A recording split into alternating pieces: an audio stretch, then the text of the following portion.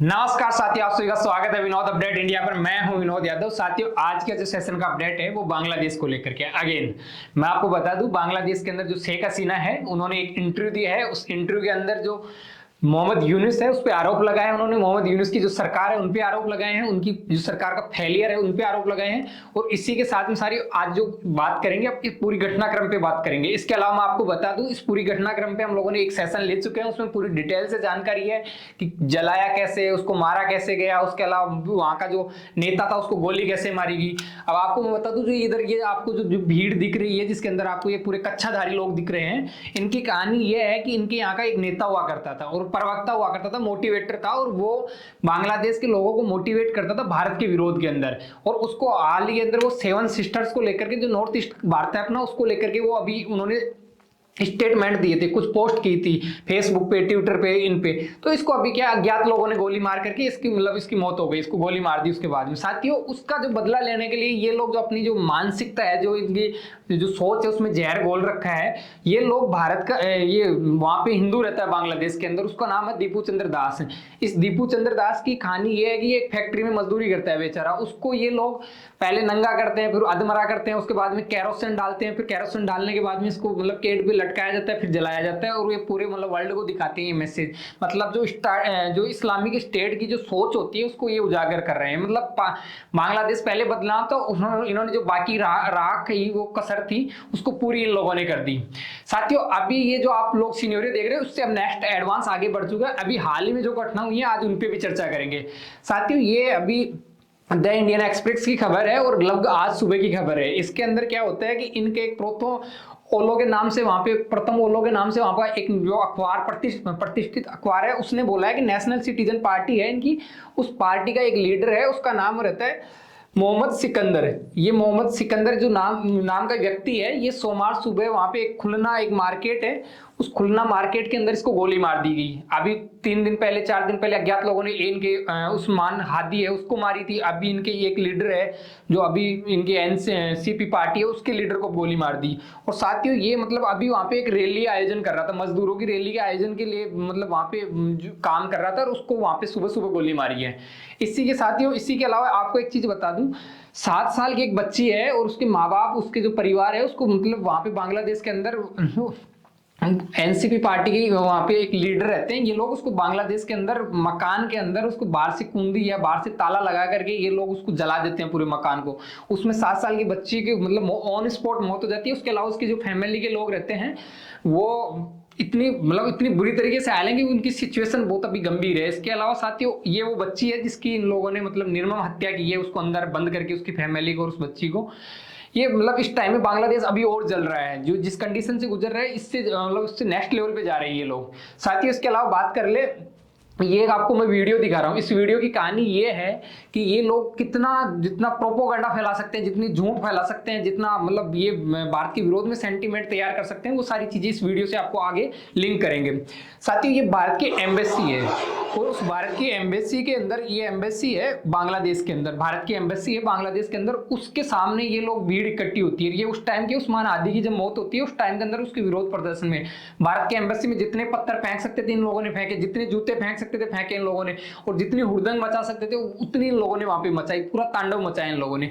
अब हुआ क्या कि ये जब ये चीजें बाहर गई, वर्ल्ड मीडिया में गई, पूरे वर्ल्ड की और देशों के सामने गई, तब इनकी क्या थोड़ी सी किरकिरी हुई, इन लोगों की थोड़ी सी बेइज्जती फील हुई इनको कि यार एम्बेसी के साथ तो ऐसे नहीं करो। एम्बेसी वियना संधि हो रखी है, उसके अंदर एम्बेसी को सुरक्षा देना जरूरी रहता है, हर देश की एम्बेसी के अंदर, हर देश की जो एम्बेसी है उन सबको। तो साथियों, इन लोगों ने ये सारा कारनामा किया। उसके बाद जब इंटरनेशनल प्रेशर आया, यूएनओ की तरफ से इनको प्रेशर आया, तो ये लोग अभी क्या माहौल बना रहे हैं, भारत के अंदर भी इनकी एम्बेसी है। जैसे अपनी एम्बेसी उनके वहां पे है तो उनकी एम्बेसी अपने यहाँ पे है, तो उनके जो अपने यहाँ पर उनकी एम्बेसी है बांग्लादेश की, उसमें क्या कहते हैं कि ये इतना प्रोपोगंडा फैला रहे हैं बांग्लादेश के अखबारों के अंदर, वहां की जनता को और उग्र कर रहे हैं। वे कह रहे हैं कि इंडिया के अंदर जो अपनी एम्बेसी है वहां के लोगों को, वहां के व्यक्तियों को जला रहे हैं, वहां पे आंदोलन कर रहे हैं, एम्बेसी के अंदर आग लगा रहे हैं। जबकि आप ये एम्बेसी देख सकते हो लोगों की, आपको कहीं से लग रही होगी इसमें आग लगा दी, कहीं से इसमें पत्थर फेंक दिए, कुछ भी दिख रहा हो तो आपको।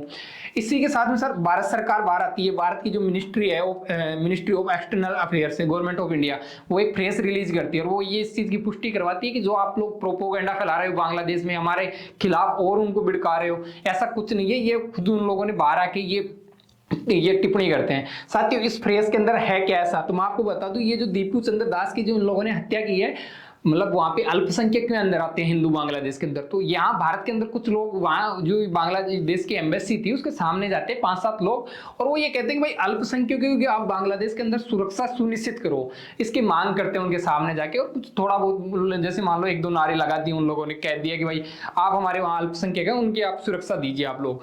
उसके अलावा साथियों ये जो भारत की जैसे वियना कन्वेंशन, जैसे भारत सरकार उसने बताया कि जैसे वियना कन्वेंशन की जो संधि हो रखी है, जो एग्रीमेंट हो रखा है, उसके अकॉर्डिंग जितने भी देश के यहाँ पे उच्चायुक्त हैं या फिर एम्बेसीज है उनको हम लोग सुरक्षा उपलब्ध करवा रहे हैं, उनके साथ में ऐसा कुछ नहीं है। और उसके बाद में ये आगे जायसवाल आगे भी खंडन करते हैं कि जो जैसे बहुत सारे अखबार हैं वो मतलब बांग्लादेश के अंदर जो अफवाह फैला रहे हैं उनके लिए वो बोलते हैं इसके अंदर आखिर कि भाई आप लोग वहां पे जो नैरेटिव बनाने की कोशिश कर रहे हो वो गलत है, ऐसा कुछ नहीं हुआ यहाँ पे। उसके अलावा जायसवाल ने आगे बोला कि जो अल्पसंख्यक पर जो हमला हो रहा है उस पर हम लोग पैनी नजर बनाए हुए हैं, और हम लोगों ने उनको जो बांग्लादेश की एम्बेसी है या बांग्लादेश की एम्बेसी के अंदर जो एम्बेसडर है उनको बुला करके हम लोगों ने कहा है कि इसकी आप कड़ी जांच करवाइए और जो भी कुछ होता है उनको न्याय की कटघरे के अंदर लेके आइए। साथ ही उसके बाद में बात कर लेते हैं शेख हसीना की। शेख हसीना की बात इसलिए कर लेते हैं क्योंकि शेख हसीना इस टाइम में निर्वासन पे आई हुई है, मतलब वहां से बांग्लादेश से भागने के बाद में उन्होंने कहीं भी शरण ली तो भारत में ली, क्योंकि वो भारत की जेएनयू वहां से पड़ी हुई है। उसके अलावा वो भारत के अंदर कंफर्ट फील करती है, तो वो भारत के अंदर शरण लेती है, और शरण लेती है तो उसका एक इंटरव्यू, अभी तो क्या निर्वासन में है तो गुप्त है, उसका मालूम नहीं कौन सी जगह लोकेशन पे रहती है, तो वो उन्होंने एक इंटरव्यू दिया है एएनआई को। एएनआई को जो इंटरव्यू दिया है साथियों वो मतलब ईमेल के माध्यम से दिया है। और उसके अलावा आपको बता दूं जो शेख हसीना है उन्होंने सीधा सीधा आरोप लगाया है, तो इन पे आरोप लगाया है। और मोहम्मद यूनुस का जो फेलियर है इस टाइम के अंदर उन पे आरोप लगाया, उन पे बहुत सारे ऐसे आरोप लगाए कि भाई वो एक वार्ड पंच का चुनाव नहीं जीता उन्होंने, वो देश कैसे संभाल सकते हैं, उनको देश के टोटल राज्य हैं उनके नाम नहीं मालूम होंगे, बहुत सारी चीजों का क्लेम किया उनके लिए। और उन्होंने कहा कि ये जो हो रहा है वो करवाया जा रहा है राष्ट्रपति बनने के लिए मोहम्मद यूनुस की तरफ से, ये सब चीजें उन्होंने क्लेम की है। और साथियों ये जो इंटरव्यू दिया गया है एएनआई को दिया गया है, एएनआई अपना न्यूज चैनल है भारत का, उसको दिया गया है, और उसमें भी जो ये दिया गया है मेल के थ्रू दिया गया है, मतलब फेस टू फेस इनके बात नहीं हुई, मेल के थ्रू दिया गया क्योंकि ये अभी गुप्त है, निर्वासन की जीवन जी रही है।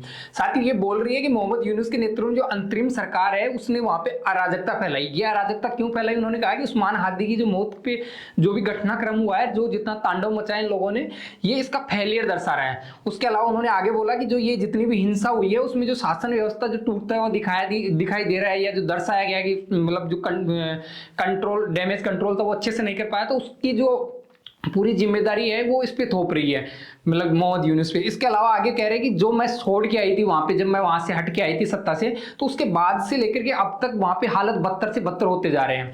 उसके अलावा साथियों इन्होंने आगे कहा कि जो अब आगे जो सबसे इंपॉर्टेंट बात अब बता रही है ये लोग कि जैसे शत्रु देश हैं या जो शत्रु हैं, जो उनको बता रही है कि चरमपंथी या कट्टरपंथी, उनको शत्रु कह रही है, चरमपंथी या कट्टरपंथी जो संगठन है जमात ए इस्लाम, ये जो जमात इस्लामी के जो संगठन है इनको कट्टरपंथी या फिर वो एकदम मतलब कहती है कि जो लड़ाई दंगे जितने भी हुए हैं ना इन लोगों की वजह से हुए हैं वहां पे। और इनके आगे वो बोल रही है कि इनको जो समर्थन प्राप्त है वो जो मोहम्मद यूनुस की सरकार उनके लिए खुला समर्थन है। और आगे वो ये और कह रही है कि भारतीय दूतावास पे जो धावा बोला गया है, मीडिया के कार्यालय हैं उनको उन पे हमला बोला गया है, जो अल्पसंख्यक लोग हैं उन पे बेखौफ होकर के ये लोग उनको टारगेट कर रहे हैं, इन सब के पीछे कहीं ना कहीं किसी का हाथ है तो मोहम्मद यूनुस का हाथ है, क्योंकि उन्होंने ये छूट दे रखी है। उसके अलावा ये आगे कह रही हैं, ये वाला स्टेटमेंट है वो सबसे इंपॉर्टेंट है, वो आगे कह रही है कि मोहम्मद ये यूनुस ने गुंडों को छूट दे रखी है और उनको योद्धा और बता रहे हैं। मतलब ये आप एक चीज सोचो, परसों जो ये शहीद हुआ था इनका जो जनाजा लेके आए थे सुपुर्दे खाक करने के लिए, तब उसको योद्धा बताया था मोहम्मद यूनुस ने। और ये आज कह रही है शेख हसीना कह रही है कि इन गुंडों को खुली छूट दे रखी है और उनको योद्धा और कह रहे हैं, मोहम्मद यूनुस के लिए कह रही है। अब आप आगे ये बोल रही हैं कि ये जो चरमपंथी या कट्टरपंथी जो संगठन है जमात ए इस्लामी, मतलब आपको मैं जमात ए इस्लामी कट्टरपंथी संगठन है इसकी कहानी बता दूं। जब ये बांग्लादेश आजाद हुआ था तो उस टाइम में वहां पे इतने कट्टरपंथी मतलब बहुत कम संख्या में कट्टरपंथी थे, उन लोगों को आजाद हमने करवाया था, भारत ने आजाद करवाया था 1971 में। वहां पे कुछ छोटे छोटे संगठन थे जो भारत के खिलाफ थे, और जैसे जब आजाद हुए तो वहां पे जैसे लेखक थे, वहां के कवि थे, उसके अलावा वहां पे जैसे राष्ट्रीय नेता थे, उनके खिलाफ वो बोलते रहते थे। और वो मतलब भारत के खिलाफ उस टाइम में जहर घोलते थे, अब वो धीरे धीरे विकराल रूप ले रहे हैं। अब ये क्या थी, सत्ता के अंदर थी शेख हसीना, तब तो उनको ठोक पींद के रखती थी कि वो ऐसी कोई मूवमेंट या ऐसी कोई हरकत नहीं करते थे। अब जब से ये सत्ता छोड़ के आई है ना, तो जब ये भाग के आई है, वहां से निकल के आई है, तो पीछे से मोहम्मद यूनुस आया, और मोहम्मद यूनुस को लेके भी वही आए, क्योंकि पूरा वो कारनामा ही उन लोगों ने वहां पे जेएनजी प्रोटेस्टन किया था, तो वो लेके आए। तो उस मोहम्मद यूनुस के चेहरे के पीछे वो लोग खड़े हैं, और उन लोगों के पहली बार सत्ता मिली है, तो वो पूरा इतना तांडव मचा रहे हैं। तो ये उनके लिए कह रहे हैं कि चरमपंथी और कट्टरपंथी संगठन है इनकी जमात ए इस्लामी, उनके जो ये लोग, उनके लोगों को आप लोग मंत्रिमंडल में बैठा रखे हैं। जो अभी अंतरिम सरकार है वहां पे मोहम्मद यूनुस बैठा हुआ है, उसकी मतलब मंत्रिमंडल के अंदर वो लोग बैठे हैं। और आगे वो कह रही है कि दोषी लोग हैं जो मतलब एकदम आतंकवादी लोग हैं, उनको जेल से रिहा कर रहे हैं ये सरकार। और आगे ये कह रहे हैं कि जो आतंकवादी संगठन ये जुड़े हुए हैं, वो इस बात को प्रूव करने में लगे हुए हैं कि मोहम्मद यूनुस की सरकार है वो एकदम सही चल रही है। और साथियों ये आगे ये कहती है इसके अंदर कि हमारी विदेश नीति वापस जो राष्ट्रीय हित है उनको सर्वोपरि रखे जाएंगे, और वापस जो देशों के साथ में संबंध है वैसे ही स्थापित किए जाएंगे। ये अभी कुछ समय के लिए जो कट्टरपंथी या इस्लामिक जो सोच के लोग बैठ गए हैं, या फिर जो जमात के लोग बैठ गए हैं, जो मतलब खाली दिमाग के लोग हैं, एकदम मतलब कतई मतलब जानवर टाइप के लोग हैं, वो बैठ गए हैं, तो वो ज्यादा दिन तक नहीं रहेंगे। वापस जब सरकार बनेगी, ये तो भारत के साथ में जो संबंध है वो पहले से कई गुना बेहतर वापस सही होंगे। उसके अलावा साथियों इन्होंने आगे ये मतलब ये अब जो लास्ट में स्टेटमेंट दी थी उस पर जोर देके कहती है। पहले तो ये कहती है कि जो मेरे को सजा सुनाई गई है, मृत्यु दंड दिया गया है, 17 साल 20 साल की सजा सुनाई गई है, तो ये साथियों ये बांग्लादेश के लिए ये कह रही है कि वहां पे जो अभी जो न्यायालय में न्यायाधीश बैठा रखे हैं वो इनके डमी कैंडिडेट हैं। ये अगर उनको बोले कि 10 बार सजा देनी वो 10 बार देंगे, 10 बार मृत्यु दंड देना तो 10 बार देंगे, क्योंकि वो तो डमी है। अब ये कह रही है कि जो आपने मेरे पे थोपा है या जो कुछ भी किया है, मैं अंतर्राष्ट्रीय न्यायालय जो नीदरलैंड के अंदर हेग के अंदर है, मैं वहां जाऊंगी और वहां मैं इसको चुनौती दूंगी। और चुनौती देने के बाद में कह रही है कि मुझे विश्वास है कि एक स्वतंत्र अदालत उन्हें बरी कर देगी इन सब चीजों, क्योंकि ऐसा उन पर कुछ आरोप नहीं है, ये तो सिर्फ मनगढ़ंत आरोप उनके ऊपर थोपेंगे कि वो वापस नहीं आ जाएगी। वापस आ जाएगी तो फिर मोहम्मद यूनुस का वहां पे पत्ता कट जाएगा, वो वहां नहीं मिलेगा, उसको भगना पड़ेगा, तो वो उसके वापस आने के रास्ते बंद कर रहे हैं, इसलिए वो कर रही है। आगे वो ये देखो, आप यहां से देखना, वो कह रही है कि जोर देके आगे वो अपने स्टेटमेंट में जोर देके आगे कह रही है कि एक वैध सरकार बनेगी और एक स्वतंत्र न्यायपालिका होगी, तब वह खुशी खुशी बांग्लादेश खुद आएगी वहां पे। तब तक आप उसको बुला नहीं सकते, आप उस पर प्रेशर नहीं कर सकते, आप भारत सरकार पे प्रेशर नहीं कर सकते कि उसको वापस भेज दो। भारत सरकार ऐसा कोई स्टैंड भी नहीं ले रही कि मैं उनको वापस भेज दे, पर ये कह रही है कि जब वहां पे एक सरकार स्टेबल होगी, वहां उसकी विदेश नीति होगी, देशों के साथ में संबंध होंगे, और जब मैं अंतर्राष्ट्रीय न्यायालय है उससे मैं बरी होकर आऊंगी, इन सब जो मुकदमे आपने मेरे ऊपर लगा रखे हैं, थोप रखे हैं, तब मैं वापस देश आऊंगी। उससे पहले आप मेरे को बुलाने के लिए जो भारत सरकार पे या भारत के खिलाफ जितने भी बयान दे रहे हो, वो सब चीजें कर रहे हो, तो वो पॉसिबल नहीं होने वाला है। साथियों उसके अलावा मैं आपको ये जो इतना घटनाक्रम हुआ है, उसके अलावा साथियों मैं आपको चीज बता दूं कि जो बांग्लादेश वहां हिंदुओं के साथ में कर रहा है, सब चीजें कर रहे हैं। और जैसे हम लोगों ने बाइकआउट पाकिस्तान कर रखा है या पाकिस्तान बाइकआउट कर रखा है, वैसे अपने को बांग्लादेश करने का समय आ गया, क्योंकि मिनी बांग्लादेश था। अपन लोग पहले ये बांग्लादेश था, उसको मिनी पाकिस्तान समझ रहे थे, अब वो तो एक्चुअल में पाकिस्तान का नेक्स्ट वर्जन बन के आ गया। तो साथियों अभी क्या है, जो मिनिस्ट्री ऑफ एक्सटर्नल अफेयर के अनुसार ये देखना अपन बांग्लादेश को कितना पैसा दान दे रहे हैं। यहाँ पे जैसे अपन हर साल लगभग 54.83 अरब रुपए अपन लोगों ने पिछले साल डोनेट किए थे। अगर इसको करोड़ में माने जाए तो ये 5483 करोड़ रुपए अपन लोगों ने पिछले साल अपने अड़ोस पड़ोस के देश से उनको दान के लिए रखे थे अपने बजट के अंदर। अब उसमें से बांग्लादेश के लिए अपन लोगों ने रखा थे 1.2 अरब रुपए। मतलब आपको मैं एक बताऊं कि 120 करोड़ रुपए अपन लोगों ने बांग्लादेश को सिर्फ दान दिए हैं। दान इस चीज के लिए दिए हैं साथियों कि बांग्लादेश से अपने रिश्ते अच्छे बने रहे, बांग्लादेश में वहां जैसे मान लो कि अल्पसंख्यक लोग हैं उनके लिए कुछ योजनाएं चला सके, उसके अलावा ये इस चीज का फील दिला सके उनको कि हाँ भाई आपके और हमारे बीच में अच्छे संबंध है, अच्छे आप पड़ोसी हो और हमें आपकी फिक्र है। पर जिस हिसाब से बांग्लादेश का जो रवैया सामने आ रहा है उस हिसाब से ये फंडिंग रोकनी चाहिए सबसे पहले तो। उसके अलावा साथियों बात कर रहे थे भारत ऐसे और कितने देशों को दे रहा है जो 5483 करोड़ रुपए इन्होंने बजट के अंदर अपने पड़ोसी देशों के लिए दान के लिए रखते हैं या फिर उनको व्यवहार के तौर पर दी जाती है ये रकम। उसमें 2150 करोड़ हम लोग भूटान के लिए रखते हैं, मालदीव के लिए अपन लोगों ने 600 करोड़ दिए हैं, उसके लिए अफगानिस्तान को 100 करोड़ दिए हैं और बांग्लादेश को 120 करोड़ रुपए दिए। ये मतलब एक तरीके से ये होता है कि यार चलो अपने बगल में बैठे हुए हैं तो मतलब छोटी कंट्रीज हैं, इतनी डेवलप भी नहीं है, तो चलो उनको कुछ दे देते हम लोग कि तरसा के दे देते। पर ये लोग तो मतलब ऐसे मतलब सोच के रखे हैं कि हम लोग जैसे नॉर्थ ईस्ट इंडिया है उसको पूरे को ले लेंगे हम लोग। जब इनकी मानसिकता ऐसी है या फिर अपने आप को इतने बड़े समझ रहे हैं तो ये ऐसी फंडिंग इनके लिए रोकनी चाहिए, इसको समझ में आएगा।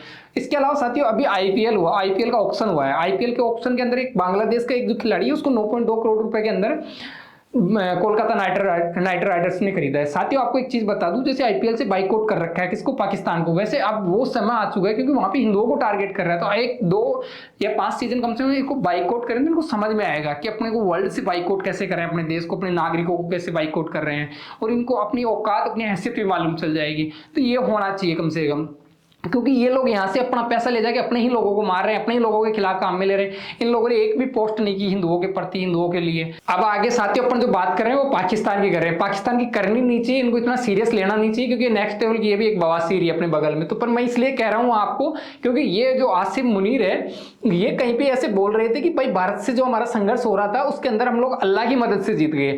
जब ये बात इन्होंने बोली रही, जब बात मीडिया के अंदर आई, तो सबसे ज्यादा ये ट्रेंड कर रही थी, लोगों को मजाक का पात्र लग रही थी ये लोग, कि भाई साहब अभी साइंस का युग चल रहा है, आप लोग साइंस की बात कर रहे हैं, लोग आप कहां अल्लाह को लेके बैठे हो, या फिर कहां पे आप लोग मतलब अपने समाज को कितना मतलब आप जिहाद के नाम पे, इस्लाम के नाम पे कितना पागल बनाओगे, उनको कितना लूटोगे। उनकी हालत ये कर रखी है, उनके आटे के पैसे नहीं है, आप इस्लाम के नाम पे, अल्लाह के नाम पे उनको लूटे जा रहे हो। क्योंकि ये आगे एक वीडियो है उसके अंदर आप सुनना ये लोग क्या कहते हैं, जो सबसे ज्यादा ट्रोलिंग चल रहा है। ये बुनियाद महसूस में अल्लाह की मदद आई और हमने अल्लाह की मदद आते हुए देखी, महसूस की।